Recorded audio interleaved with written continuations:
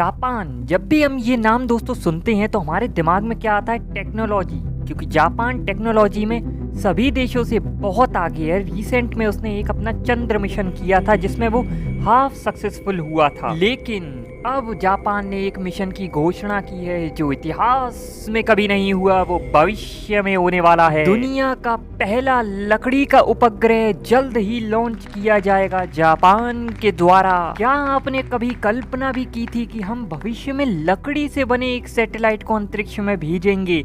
हम हमेशा से यही सोचते हैं कि भाई एक चमचमाती हुई स्टील की कोई चीज़, लोहे की कोई चीज़ होगी। साई-फाई मूवीज़ में भी ऐसा ही दिखाया जाता है। जितनी भी आप चीज़ें देख लोगे उसमें लोहे की ही चीज़ें दिखाई जाती है। लेकिन यहाँ पर जापान ने तो एकदम लोगों को शॉक कर दिया है।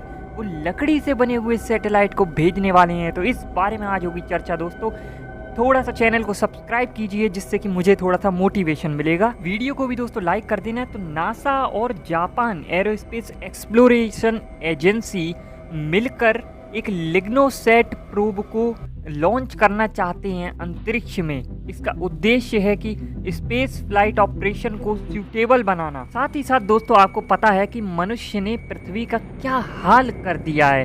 हम हर तरफ गंदगी, कचरा ये सब फैलाते रहते हैं और ऐसा कचरा जो जल्दी नष्ट नहीं होता। और जब पृथ्वी पे हमने कचरा फैला लिया, उसके बाद जब हमने अंतरिक्ष की ओर रुख किया तो हमने वहाँ भी बहुत अधिक मात्रा में गंदगी, कचरा फैलाना शुरू कर दिया। इसमें से सबसे अधिक जो कचरा है वो सैटेलाइट का है। यहाँ पर दोस्तों इस छोटे उपग्रह का निर्माण क्योटो विश्वविद्यालय के वैज्ञानिकों ने लॉगिंग कंपनी सुमितोमो फॉरेस्ट्री के सहयोग से किया है। वैज्ञानिकों का मानना है कि उपग्रह की बायोडिग्रेडेबल प्रकृति पृथ्वी के पर्यावरण को संरक्षित करने में मदद कर सकती है।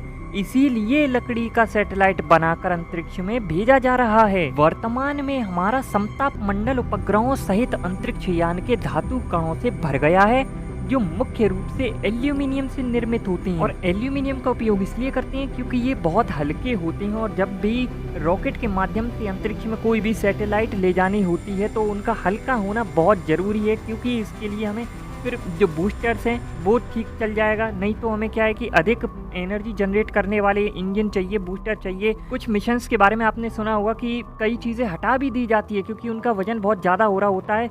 तो कुछ चीज़ें उसमें से जो कि ज़रूरत नहीं है, जिनकी अधिक, उनको रिमूव कर दिया जाता है। तो हल्का होना बहुत आवश्यक है। जापानी अंतरिक्ष यात्री और एरोस्पेस ताकाओ दोई ने कहा, पृथ्वी के वायुमंडल में फिर से प्रवेश करने वाले सभी उपग्रह जल जाते हैं और छोटे एल्यूमिनियम कण बनाते हैं जो ऊपरी वायुमंडल में कई वर्षों तक तैरते रहेंगे। आखिरकार यह पृथ्वी के पर्यावरण को प्रभावित करेगा। हालांकि इस स्तर पर इन धातुओं का दीर्घकालिक रूप में हमारी पृथ्वी पर क्या प्रभाव पड़ता है इसके बारे में पर्याप्त जानकारी नहीं है।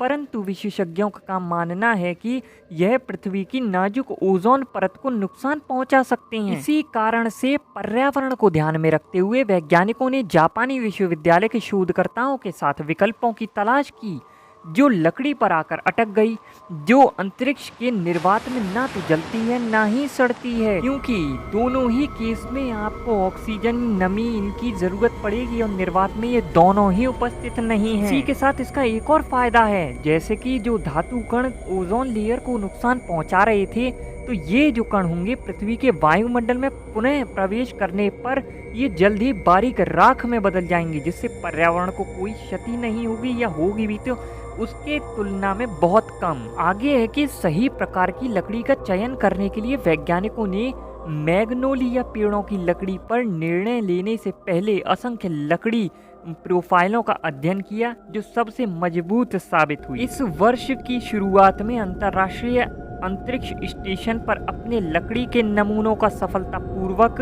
परीक्षण करने के बाद वैज्ञानिकों का मानना है कि परीक्षण उपग्रह प्रक्षेपण के लिए उपयुक्त है। यह उम्मीद की जाती है कि लिग्नोसैट जांच, जो लगभग एक कॉफी मग के आकार की है, ऊपरी वायुमंडल में प्रवेश करने की अनुमति देने से पहले कम से कम 6 महीने तक अंतरिक्ष में काम करेगी। यदि लिग्नोसैट का प्रक्षेपण वास्तव में सफल होता है और ये अंतरिक्ष में पर्याप्त प्रदर्शन करता है तो यह अधिक उपग्रह के लिए निर्माण सामग्री के रूप में लकड़ी के उपयोग का द्वार खोल सकता है। आगे उन्होंने कहा है कि जबकि विज्ञान यानी साई-फाई फिल्में और शो एल्यूमिनियम रॉकेट और स्टील गगनचुंबी इमारतों के साथ भविष्य का अनुमान लगाते थे, जैसा कि मैंने स्टार्टिंग में बताया था, चिकनी हाई स्पीड शटल और कांचदार अग्रभाग, ऐसा लगता है कि हमें फिर से कल्पना करनी होगी कि यह कैसा दिखता है, क्योंकि अगर ये सफल होता है प्रयोग तो फिर तो हम लकड़ी से ही भेजा करेंगे। एक और चीज है कि जो भी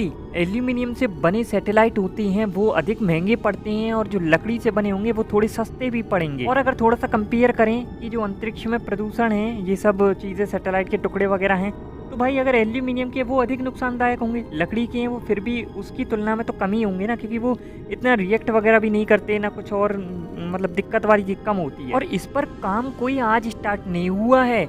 मुराता और उनकी टीम 4 साल से इस परियोजना पर काम कर रही है और अंतरिक्ष स्थितियों के लिए सामग्री की लचीलापन का परीक्षण करने के लिए 2021 में लकड़ी के नमूने अंतरिक्ष में भेजे हैं। और अब वे नासा के साथ और जापान जो दोनों मिलकर लिंगोसेट नामक प्रोटोटाइप उपग्रह अगले साल की शुरुआत में कक्षा में भेजने के लिए एकदम तैयार हैं। इन्होंने 3 प्रकार की लकड़ी पर परीक्षण किया था।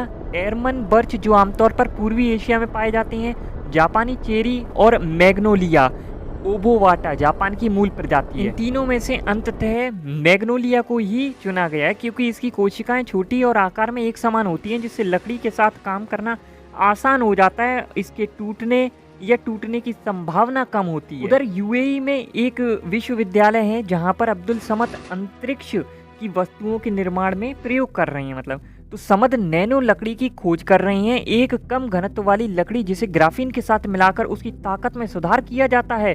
समद मुराता से सहमत हैं कि नवीकरणीय और कम घनत्व वाली सामग्री के रूप में लकड़ी में न केवल उपग्रह बल्कि भविष्य की अंतरिक्ष संरचनाएं बनाने की क्षमता है। समद आगे कहते हैं कि अंतरिक्ष कृषि के लिए कई शोध चल रहे हैं। अगर हमारे पास अंतरिक्ष में लकड़ी उगाई गई है तो इसका उपयोग अंतरिक्ष में मैन्युफैक्चरिंग के लिए किया जा सकता है। हालांकि अभी भी कई लोगों का मानना है कि अभी हमें इसके बारे में बहुत कुछ नहीं पता और वो पता तभी चलेगा जब हम एक बार सैटेलाइट भेजेंगे, कुछ टाइम हो जाएगा, वो देख लेंगे किस प्रकार से काम कर रही है, तभी मतलब हमारे पास पूरी जानकारी इसकी आ पाएगी। लेकिन दोस्तों मैं आपसे जानना चाहता हूँ, क्या ये एक सही कदम होगा या फिर आप ये कहोगे कि नहीं यार इससे तो फिर दोबारा जंगलों की कटाई और अधिक बढ़ जाएगी, या फिर आप में से कुछ लोग ऐसे भी होंगे जो कहेंगे ये सब कुछ तो पैसा बर्बाद किया जा रहा है। मुराता इस पर कहते हैं कि वे कम से कम 6 महीने तक उपग्रह की निगरानी करेंगे, ये देखने के लिए ये अंतरिक्ष की स्थितियों से कैसे निपटता है, जैसे कि अंतरिक्ष में तापमान में अत्यधिक परिवर्तन। दोस्तों क्या आपको पता है कि हमारा ब्रह्मांड निरंतर एक्सपेंड करता जा रहा है और इसके लिए वो दूसरे अन्य छोटे ब्रह्मांडों का भक्षण कर रहा है। अगर आपको इसके बारे में जानना है तो इसका वीडियो आपको आई बटन में लिंक मिल जाएगा। बाकी इस वीडियो में बस इतना ही था। पसंद आए तो लाइक शेयर कमेंट सब्सक्राइब जरूर करना। फिर मिलेंगे, तब तक के लिए गुड बाय।